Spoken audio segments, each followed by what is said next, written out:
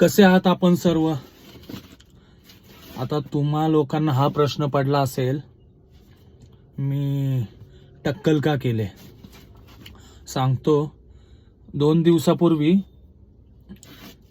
माझी आजी वारली, म्हणजे माझ्या वडिलांची आई. आता व्हिडिओ याच्यासाठी बनवतोय, तिचं वय अंदाज जे किती असेल तुम्ही गेस करू शकता का? मी सांगतो.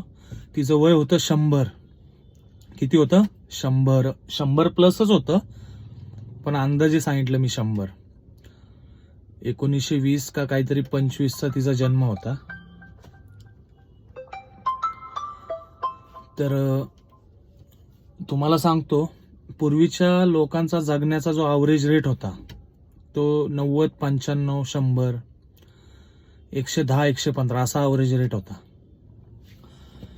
आत्ताच्या लोकांचा जर जगण्याचा ॲव्हरेज रेट तुम्ही बघितला तर तो 40, 50, 60 असं का? पूर्वीची जी लोक होती ना, त्यांचं खाणं चांगलं होतं, हायब्रिड खाणं नव्हतं, निसर्गाला जपणारी लोक होते, मेहनत करणारी लोक होते.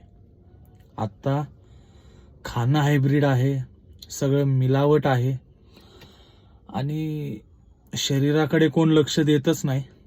सगळ्यांना जागेवर सगळ्या गोष्टी पाहिजे आणि निसर्गाला तर जपणं लांबच राहिलं. धूळ, प्रदूषण, डेव्हलपमेंटच्या नावाखाली जे प्रदूषणाची चाललेली ऱ्हास आहे, प्रदूषण पूर्ण वाढत चाललंय. डेव्हलपमेंटच्या नावाखाली निसर्गाचा घात होत आहे. ठीक आहे, त्या गोष्टी त्या वेळेला झाल्या पाहिजे, पण सर्वात आधी निसर्गाला पण जपणं गरजेचं आहे.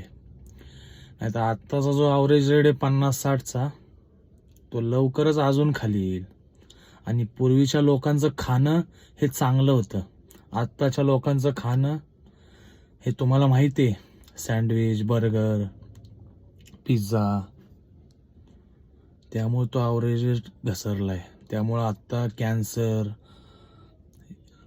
हार्ट अटॅक, अजून भरपूर लोकांना भरपूर मेडिकल रिझन, खूप काही प्रॉब्लेम्स, हेल्थ इश्यू याच्यामुळे वाढलेत. तर त्यामुळं हा व्हिडिओ बनवला की जुने